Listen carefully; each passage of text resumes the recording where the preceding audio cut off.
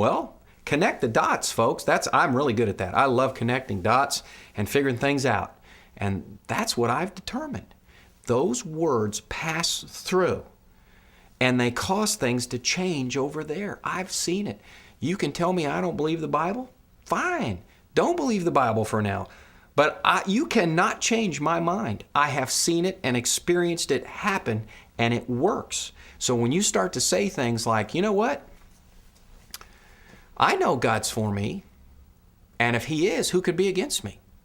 Try it. Just try it in private somewhere. You will feel a lifting off of your body. And again, I'm a business guy. You'll feel a lifting off your body. It'd be like a half a pound or a pound.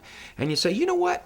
And argue with God. Argue with Him. When you argue with Him and you say, God, I don't have a job. And I need a job. Aren't you the God of all jobs? You'll hear something start to resonate in here. And you'll hear something about like this. Yes, I am the God of all jobs. Yes, Jim, I made you. You say, well, God, don't you know me? Yes, Jim, I know you.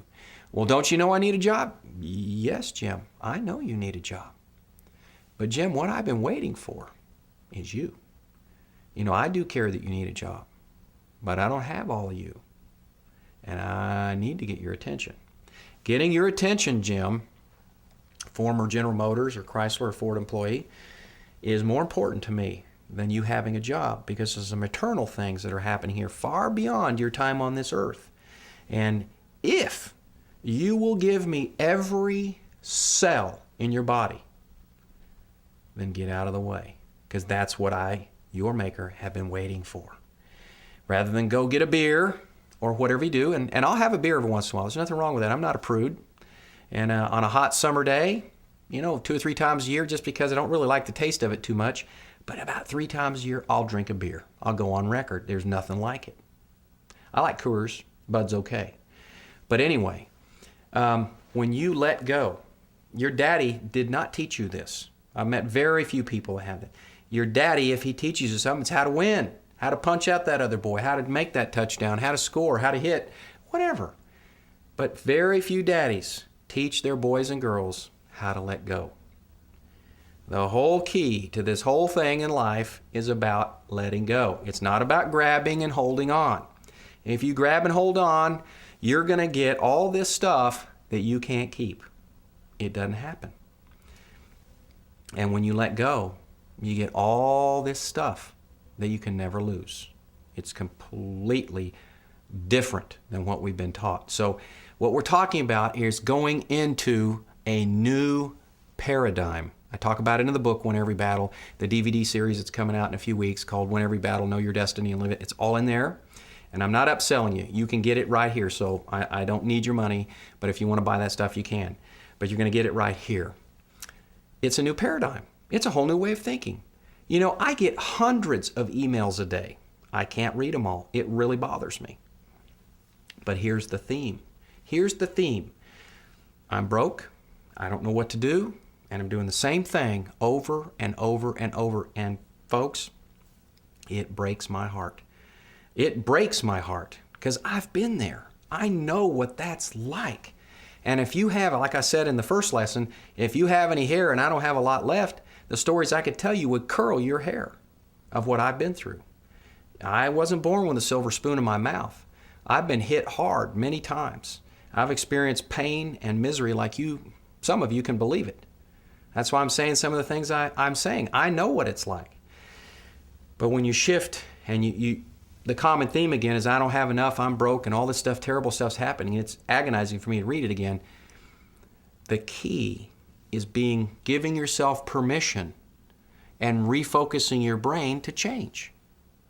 Sounds really simple. It's hard to shift that gear, to throw that breaker box, just to change the paradigm. Allow yourself to change and go, you know what? That was here. Now it's not. And I have to change. I'm going to have to do something radical.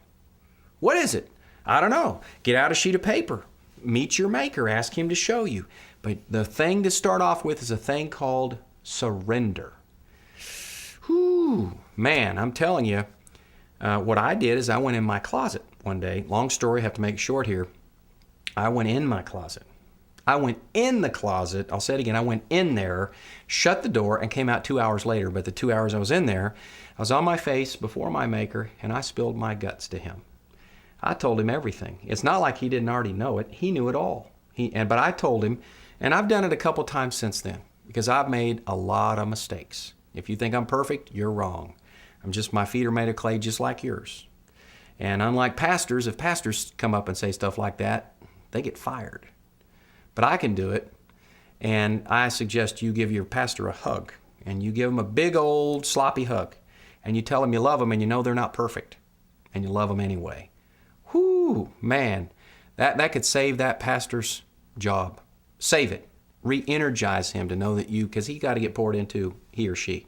So, shifting into this new paradigm, giving yourself permission to shift, getting on a clean sheet of paper, and letting go of your life. Get in that closet. Everybody's got one. Get in there and get on your face before him and just tell him everything. I've had people say, Mike, I can't do that. He's going to get me. He's going to get me. And I said, listen, if he was going to get you, he had already gotten you. He knows where you are. He knows everything you've done or haven't done. So go in there, take care of business, and come out. You will come out totally different. And then things are going to start happening. I like this part. Fast. Very fast. He's not a slow God. When he has all of you, he's sitting there going, yes, this is what I've been waiting for Jim for 42 years. I've been waiting for him just to let go. Give it to me. And it's okay because you'll start grabbing some things back and then you'll learn to let go again. You get better and better at this. But when you first let go, I want to warn you of one thing. When you first let go, he's going to take people and places from you that he's wanted you to not be part of for a long time. You'll feel like you're falling like a person out of an airplane without a parachute. It happens every time. So when you let go, he just, bam, he starts cleaning up things fast.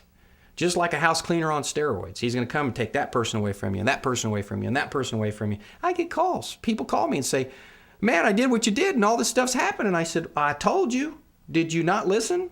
I told you he was going to take people away. Oh, hang on, because it's only going to be usually a few weeks. And that's a time of deep introspection with you and him. He takes the bad. The rule is the bad's got to go before the good can come. The good can't be in the presence of the bad. It's like Star Wars. It's just a fundamental concept. So the bad gets taken away, and you go intimate with him. It's usually 2 weeks. That's the general rule. And you draw close to him. You start talking to him. Go for walks, and talk to him.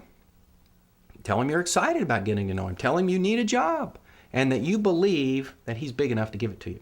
Okay? So he takes these people away, and then he brings new people back to replace them. Because the bad's got to go before the good can come. Some of these people are going to be totally logical that he takes from you. Some of these people, it's going to blow your mind. You're going to go, whoa, that was a good person. See, he sees the hearts the way you can't. Some of you guys that are married, or you got a girlfriend, you want to know if that business partner you're picking out to do a deal with, you want to know some insight there? Get that woman there. Girls, you know what I'm talking about. You get that woman there and can look into that man like with x-ray vision. They don't make too many mistakes when it's a business deal. And you get that woman who knows you and cares about you to look at that guy. I don't know what it is, but it's like x-ray vision. They can see stuff that you wouldn't see in 1,000 years. And guys aren't quite so good at it the other way around. They can do it. But you get a girl or you get a woman that cares about you now, and you bring them into that business deal just for 3 minutes. And they'll walk out of that room and you go see them and they're going to say, run, run. Don't walk away from that guy. Do not do this deal. Please listen to that woman. God has given them x-ray vision. That's what I call it. X-ray vision. They can just know. They just know. And through the school of hard knocks, listen. Listen to that woman because she's been sent there to protect you in some ways, and that's one of them.